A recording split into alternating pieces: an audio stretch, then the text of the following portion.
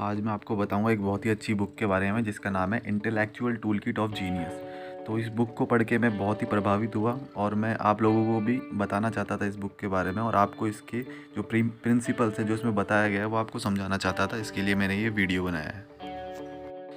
इस बुक में 40 प्रिंसिपल बताए गए हैं जो कि जीनियस यूज़ करते थे अपनी बुद्धि को बढ़ाने के लिए और उनकी जो बुद्धि की क्षमता है वो काफ़ी बढ़ गई। जैसे कि आप देख रहे हैं, जो इस बुक को प्रभावित होकर बनाया गया है जीनियसों के द्वारा। इस बुक को स्टडी करके बनाया गया है जीनियसों के ऊपर। जो भी जीनियस जिन फॉर्मूलों का इस्तेमाल करते थे, जो भी प्रिंसिपल वो यूज़ करते थे, जो किस तरह से वो सोचते थे, उस बारे में इस बुक में बताया गया है, जिससे कि मैं काफ़ी प्रभावित हुआ और मेरी जीवन शैली में काफ़ी परिवर्तन आया है। और आप भी चीज़ें जल्दी सीखना चाहते हैं जीनियस की तरह, तो ये वीडियो आप ही के लिए है। और आपको इसमें 5 बताए गए हैं, जो 40 प्रिंसिपल है उनमें से मैंने सिर्फ 5 बताए हैं। तो दोस्तों, वीडियो शुरू करने से पहले मैं आपको बताना चाहूँगा कि इस वीडियो से आप भी काफ़ी प्रभावित हो सकते हैं। अगर आप इसके सारे प्रिंसिपल अपनी डेली लाइफ में यूज़ करेंगे तो आप भी एक जीनियस बन सकते हैं। तो जीनियस बनना इतना आसान भी नहीं है, इसका मुश्किल है काफ़ी रास्ता। तो आपको ये रास्ता तय करने के लिए 40 के 40 प्रिंसिपल फॉलो करने होंगे।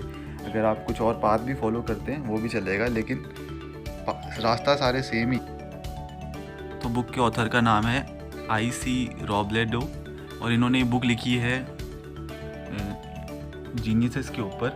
जीनियसेस का जो भी प्रिंसिपल है, उनकी इंटेलिजेंस उनको ये कैसे मिली, उसके ऊपर इन्होंने ये बुक लिखी है। और ये उनसे प्रभावित होके, उनसे बात करके, उनसे पूछकर उन्होंने ये बुक लिखी है। और इनमें उन्होंने उनके सारे एलिमेंट बताए, उनके एक्सपेरिमेंट्स के बारे में बताया, कैसे कैसे वो नॉलेज सीख करते थे, कैसे कैसे नॉलेज को इकट्ठा करते थे।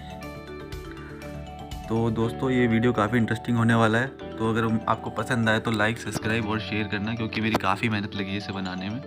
चलो दोस्तों, हमारा पहला प्रिंसिपल है डोंट मेक अजम्पशंस। तो इस प्रिंसिपल का मतलब ये है कि आपको ये प्रिटेंड नहीं करना है, आपको ये नहीं दिखाना है कि आप सब कुछ जानते हैं, सब कुछ आपको आता है, आपको पता है सब कुछ कैसे होता है, क्या होता है। आपको सीखते रहना है, सब कुछ सीखते रहना है। जो भी आपको दिख रहा है उससे आपको ये नहीं समझना कि आपको पता ही है सब कुछ। जैसे कई लोग समझते हैं कि उन्हें सब कुछ पता है जो भी उनके आसपास हो रहा है, जैसे कि ये पेड़ कैसे उग रहा है, तो इसकी कोई भी नॉलेज अपन को पूरी नहीं है। जैसे कि ये मिट्टी में उग रहा है, इसमें क्या क्या जो इसको प्रोटीन चाहिए होता है, क्या क्या इसको न्यूट्रिशंस मिलते हैं ज़मीन से, वो हमें अभी तक नहीं पता है। इसलिए हमें नहीं समझना चाहिए कि हमें सब कुछ पता है। अगर जो मानता है वो सब कुछ पता है, वो वहीं पर सीखना बंद कर देता है। अगर आप अजम्पशंस लेते हैं कि सोच लेते हैं कि हमें सब कुछ पता है, तो आप अपनी जो ब्रेन पावर है उसे कम कर लेंगे। जैसे कि ब्रेन पावर अगर कम हो जाएगी, आप सोचना ही बंद कर देंगे, आप सोचेंगे सब मुझे पता है, तो आपकी ब्रेन पावर कम हो जाएगी। तो जीनियसेस कभी भी अजम्पशंस लेते ही नहीं थे, वो उसके पूरे फैक्ट्स को जानते थे, सब कुछ उसके बारे में नॉलेज लेते थे, उसके बाद ही वो उसको पक्का सबूत मानते थे। प्रिंसिपल नंबर 2, तो प्रिंसिपल नंबर 2 हमारा है learning with the different formats. तो सीखने के बहुत अलग अलग तरीके भी होते हैं। जैसे कि किसी को देख के याद होता है, किसी को लिख के याद होता है, किसी को बोल के याद होता है, किसी को महसूस करके याद होता है। तो सबका अपना अपना तरीका होता है जिससे कि वो जल्दी सीख सकें। तो अगर आप कुछ सारे तरीके एक साथ मिक्स में भी यूज़ करते हैं, जैसे कि आप पहले लेटर को लिखते हैं, फिर उसको बोलते हैं, फिर उसको देखते हैं, तो ऐसे आपको ज़्यादा एक्सपीरियंस मिलेगा और आप ज़्यादा समय तक उसको याद रख पाएंगे। जीनियसेस हमेशा एक तरीके पे निर्भर नहीं रहते थे, वो अलग अलग सीखने के तरीके यूज़ करते थे। जैसे कि कभी अपने एक्सपेरिमेंट से वो सीखते थे, कभी वो रीडिंग से सीखते थे, कभी स्पीकिंग से, कभी दूसरों के एक्सपेरिमेंट्स को पढ़कर वो सीखते थे, कभी वो देखकर सीखते थे।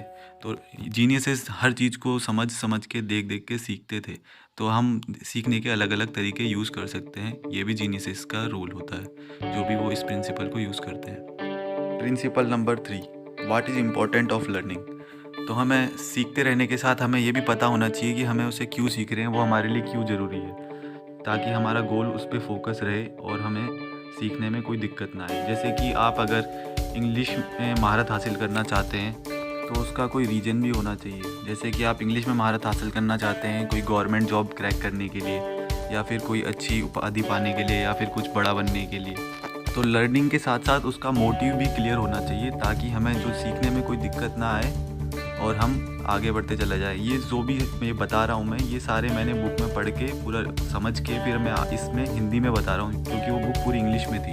अगर आपके पास मोटिव होगा उस नॉलेज को पाने के लिए, तो आप उसे जल्दी सीख जाएंगे और आपका मोटिव भी क्लियर हो जाएगा। इस तरह से आप जल्दी जल्दी सीख पाएंगे जीनियस की तरह। Principle number 4, no one tells you important facts have to for you.